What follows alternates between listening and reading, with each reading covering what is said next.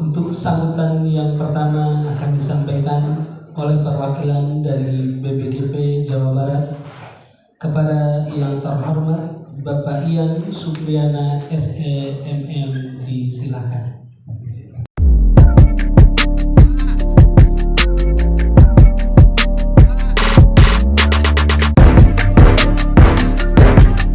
Assalamualaikum warahmatullahi wabarakatuh. Selamat pagi, Sampurasun.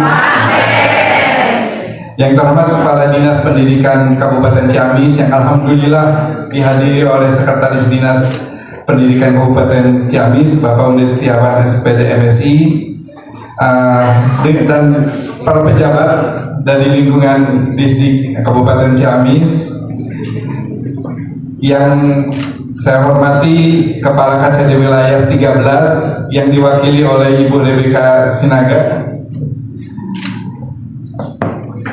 Yang terhormat Kepala Sekolah SMP Negeri 6 Ciamis atau yang mewakili panitia daerah yang mengawal kegiatan hari ini, dan pengajar praktek ada 13 ya, pengajar praktek 13 yang saya banggakan, dan yang hebat-hebat calon guru penggerak angkatan 6 lokal karya 6 angkatan 10 Kabupaten Ciamis ada 83 orang ya. Mungkin saya baru pertama kali datang ke Ciamis ke lokal ini, tapi kami dari BPGP sudah mengadakan beberapa kegiatan di Ciamis. Kalau terutama pernah ada kegiatan kareta sobat di Kampung Kuta, kami datang ke sini rame-rame. Menghadiri, alhamdulillah kita rame-rame di sana dengan peserta didik, dengan guru-guru, dengan GTK di Kabupaten Ciamis. Permohonan maaf dari Pak Kepala tidak bisa hadir. Sampai tadi malam saya kontak dengan sekretarisnya masih di Jakarta, Pak, ada kegiatan di Jakarta. Titip salam aja untuk dinas dan guru-guru di Kabupaten Ciamis. Kami, Pak, datang ke Madi itu berlima. Saya, kemudian ada Ibu Sumarni, Widya Suara Madya, ada Pak Ahmad Saifu, kemudian ada Pak Hendra dan Pak Ilham. Mungkin pada kenal ya Pak Ilham, lebih banyak dikenal Pak Ilham dibanding saya kayaknya, soalnya keuangan. Kata-katanya apa ya? Gini Pak, kalau saya udah ketemu dengan guru-guru hebat, konsep itu jadi hilang semua. Jadi mohon maaf ya, baca-baca ini nih. Itu betul. Semalam saya udah siapkan, ketemu dengan sekarang, waduh hebat-hebat sekali. Mungkin untuk loka karya 6 ini tujuannya menghasilkan rencana kerja 1 tahun untuk mengembangkan sekolah, kemudian mengidentifikasi kekuatan dirinya dan mendukung program sekolah, dan yang ketiga menyusun rencana penguatan kompetensi diri untuk mendukung program sekolah. Nah, ini mungkin tugas-tugas dari pengajar praktek yang nanti sampai jam berapa? Jam 5 ya? Setengah 4 ya. Akan bersama-sama. Ada yang menyatakan bahwa pendidikan, pelatihan, workshop atau suatu pertemuan akan efektif bila peserta didiknya aktif, baru efektif. Kalau tidak aktif, yaitu tidak akan efektif gitu kalau pelatihan tersebut. Jadi diharapkan nanti selama sekian jam dibimbing oleh para pengajar praktek, Bapak Ibu sebagai peserta aktif. Yang mempunyai kelebihan ungkapkan agar menjadi pembelajaran bagi yang kurang. Bagi yang kurang aktif, supaya kita saling mendukung, saling mengisi. Nanti dibimbing oleh para pengajar praktek. Jadi lebih efektif nanti kegiatannya, ada berbagi proyek dan sebagainya sampai akhir. Sehingga tadi tujuannya adanya rencana 1 tahun bisa tercapai dan bisa lebih efektif. ATM, amati, tiru, modifikasi. Kalau ada sekolah lain, ada dari peserta lain ada ide, tangkap saja, tidak apa-apa, ikuti. Kita modifikasi sesuai dengan keadaan di sekolah. Itu pesan yang disampaikan kepada kami datang ke sini. Kami datang ke sini itu surat tugasnya monitoring, tapi sebetulnya kami itu ingin bersilaturahmi dengan guru dan tenaga pendidikan di Kabupaten Ciamis ini. Nelson Mandela pernah menyatakan pendidikan adalah senjata paling ampuh untuk mengubah dunia. Pasti itu. Kalau saya bilang pasti. Sehingga saya berharap kepada guru-guru hebat ini. Kalau saya harapkan sekarang sudah loka 6, sebentar lagi loka 7 ya. Bulan depan sudah selesai berarti ya. Tapi yang kami titipkan, Bapak Ibu sudah tahu visi dan misi pendidikan di Indonesia. Saya bacakan aja ya. Mewujudkan Indonesia maju yang berdaulat, mandiri, dan berkepribadian melalui terciptanya pelajar Pancasila yang bernalar kritis, kreatif, mandiri, beriman, bertakwa kepada Tuhan Yang Maha Esa, dan berakhlak mulia, bergotong royong, dan berkebinekaan global. Visi jauh ke depan. Ada cerita saya baca buku seorang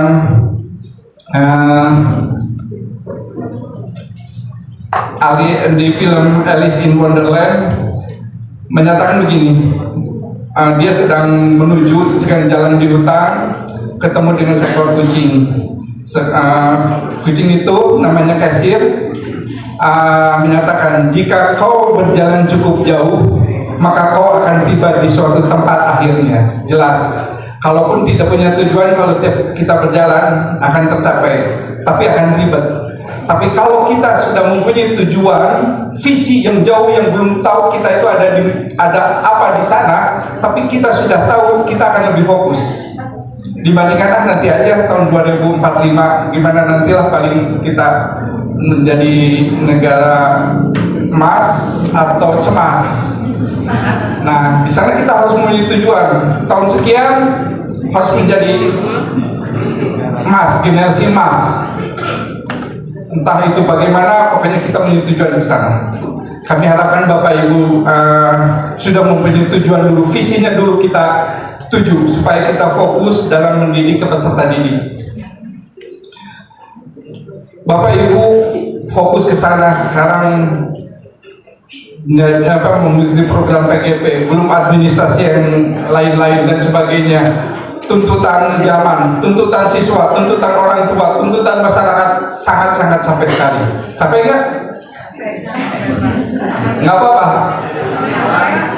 Capek, kerja keras dan sebagainya. Tetapi dalam buku yang sama, penelitian di Harvard Business School tahun 1978-89, 3% punya proposal hidup yang jelas ditulis. Mahasiswa pada masa itu di Harvard University, hanya 3% mahasiswa yang jelas proposal hidupnya dan itu ditulis.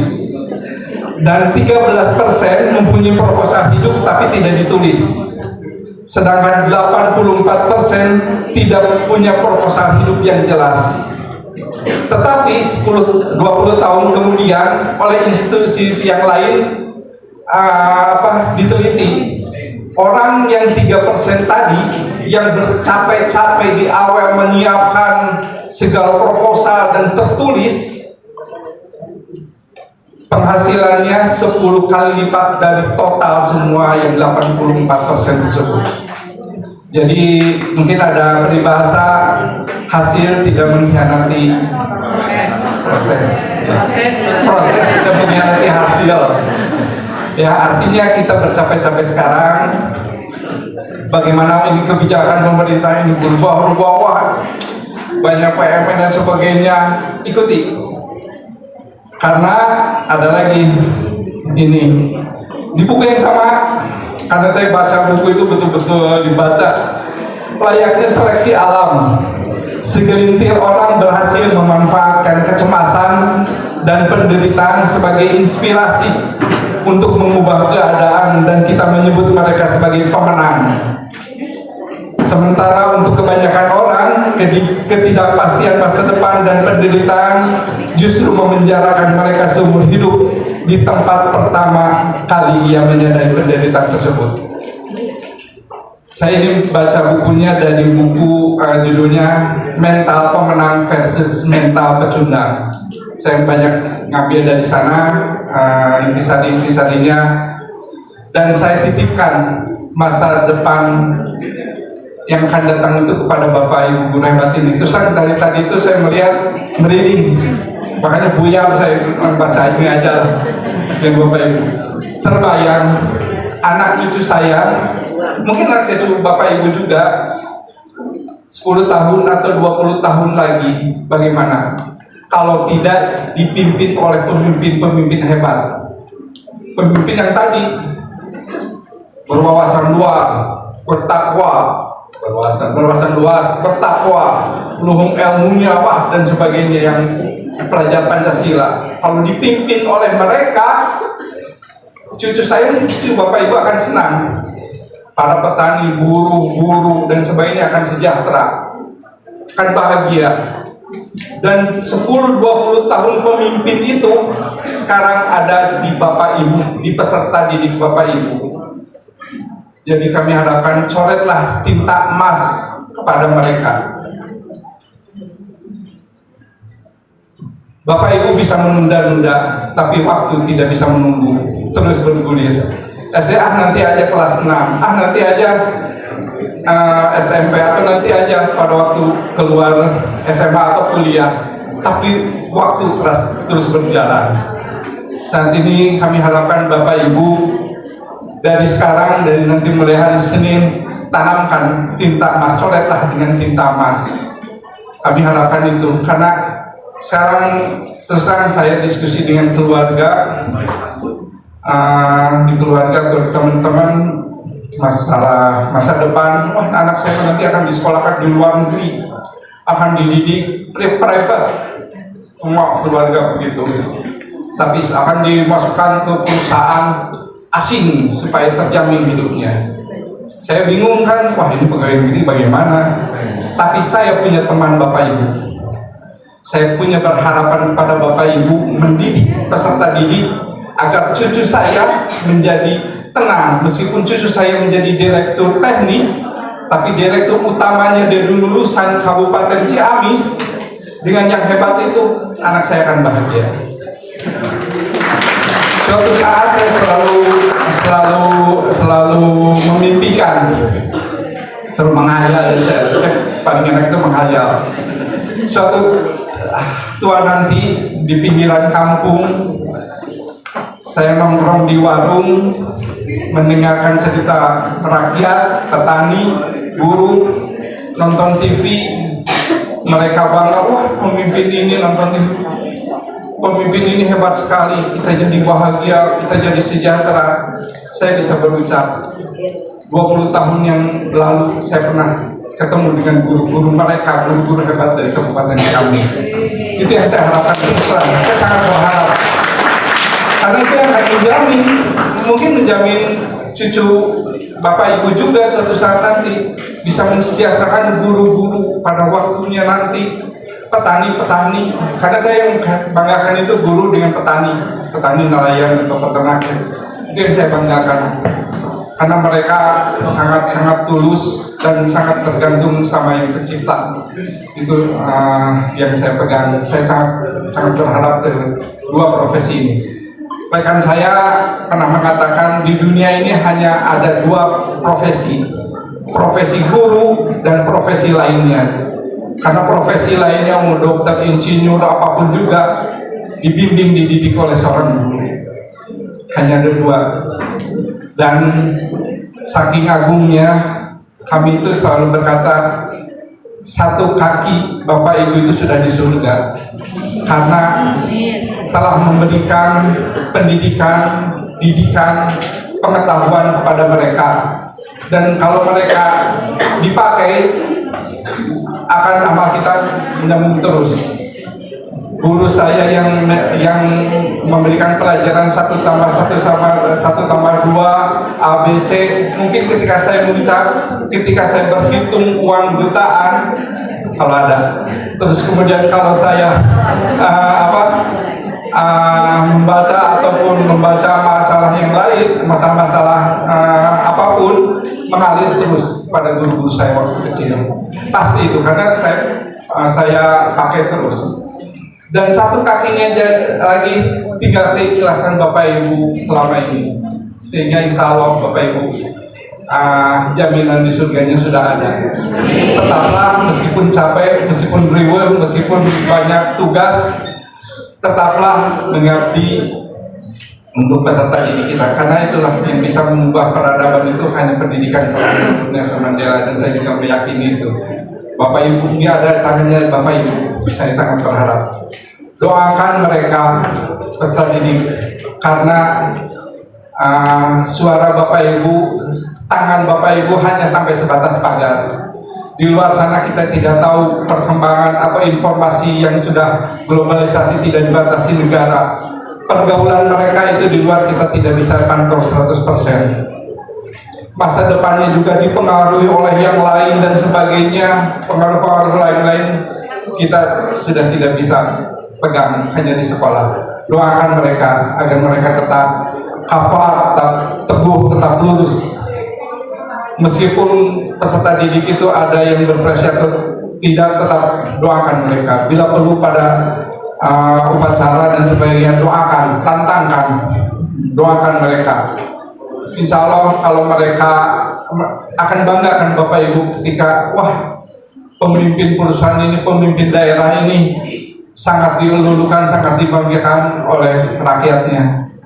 Bapak Ibu mungkin suatu saat nanti mereka menjadi pemimpin, Bapak Ibu tidak akan mendapatkan segepok uang atau seluas tanah, tapi hanya air mata ketika melihat peserta didik menjadi pemimpin terhebat dari negeri di dunia. Bahkan bila perlu PBB itu kuasain orang-orangnya oleh peserta didik dari Kabupaten Ciamis.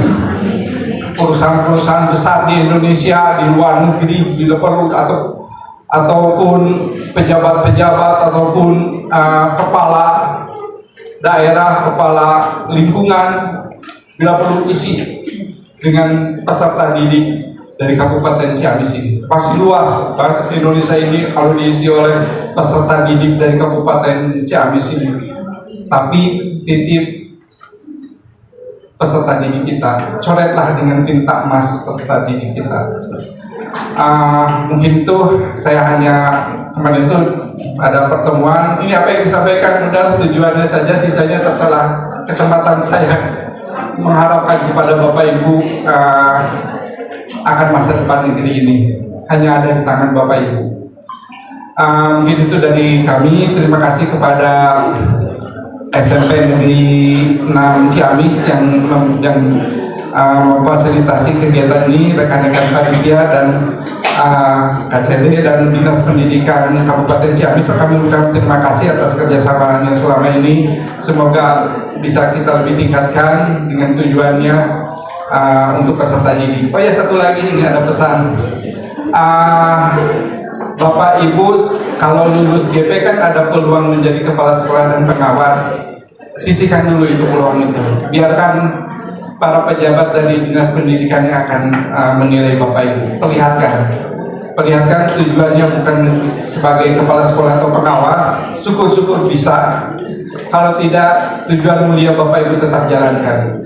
Semangat tadi dari Mas guru penggerak sangat hebat kata-katanya itu. Saya sangat semangat baca perkataannya itu. Jadikan Bapak Ibu di Bapak Ibu. Bapak Ibu sudah ada label guru penggerak, bukan untuk menjadi kesombongan, tapi sebagai penggerak di lingkungannya, di lingkungan sekolah, peserta didik. Bapak Ibu mempunyai tugas yang luar biasa. Tadi negeri ini memanggil Bapak Ibu, betul. Bapak Ibu dididik selama 6 bulan ini melalui proses seleksi yang ketat. Malah sekarang banyak yang sudah lulus belum mengikuti program guru penggerak. Ini kesempatan bagi Bapak Ibu, dan ini kesempatan untuk mencapai visi dan misi dari pendidikan kita. Sekali lagi salam kepada rekan-rekan guru di sekolah masing-masing. Sebarkan ilmu kita, tidak ada ruginya. Biar tidak masalah kita dicontek ilmu kita oleh sekolah yang lain. Tidak masalah, itu pahala. Karena saya selalu berkata, saya selalu berpikir begini. jika seorang guru menghasilkan pemimpin terbaik, dan pemimpin terbaik ini hanya beberapa orang, akan goyah, tidak kuat posisinya nanti sebagai pemimpin negeri. Tapi kalau didukung oleh yang lainnya, makin kuat orang tersebut. Dan kita luruskan niat kita agar mereka tetap kafah dalam masa depannya. Mungkin itu, mohon maaf, sekali lagi salam ke rekan guru, doakan peserta didik, dan tujuan kita, visi dan misi kita luruskan. Terima kasih. Assalamualaikum warahmatullahi wabarakatuh.